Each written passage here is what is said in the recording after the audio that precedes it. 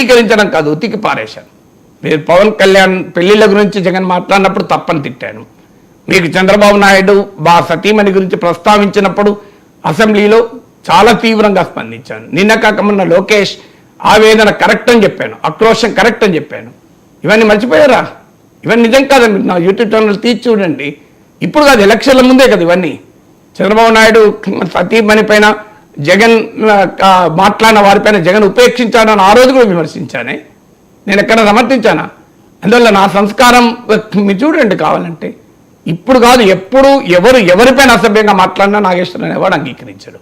కానీ మీరు ఎట్లా నా పైన దాడి చేస్తామంటారు? మీకు ఎట్లా బెదిరిస్తారు?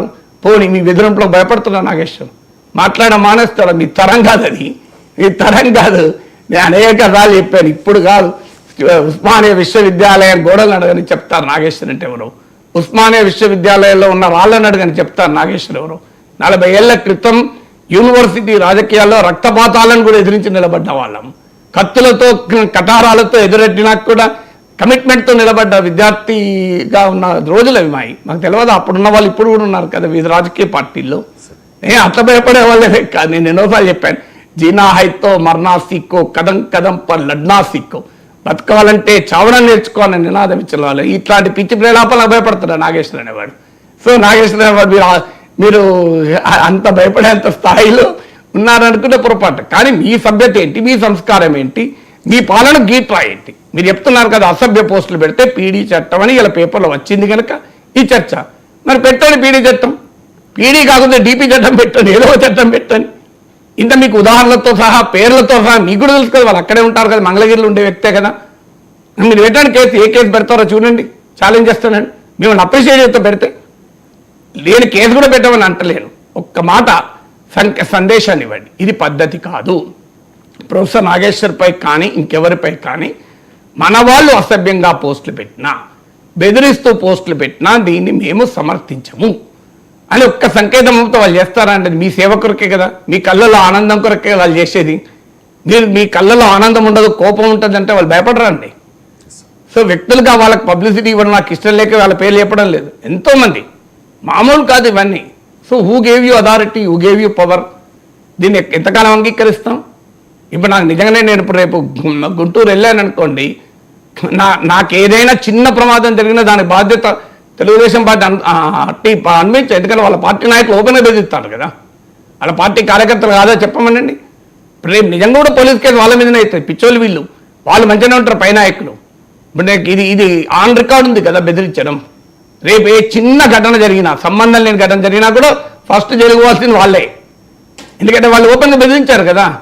సో ఇది ఉండదు. అప్పుడు నేను రేపు గుంటూరులో జనవరిలో వెళ్తాను. వెళ్ళినప్పుడు నేను ఆంధ్రప్రదేశ్ డీజీపీకి మెసేజ్ కూడా పెడతాను. ఇంకో ఇలా నన్ను గతంలో బెదిరించారు, నేను ఇక్కడికి వస్తున్నాను, నేను వస్తున్న సమయంలో ఇలాంటి సంఘటనలు జరగకుండా చూడాల్సిన బాధ్యత ఆంధ్రప్రదేశ్ పోలీస్ పైన ఉంటుంది అని మెసేజ్ కూడా పెట్టిపోతాను కదా. అప్పుడు ఎవరు బాధ్యత వహిస్తారు? వీళ్ళు బాధ్యత వహిస్తారా?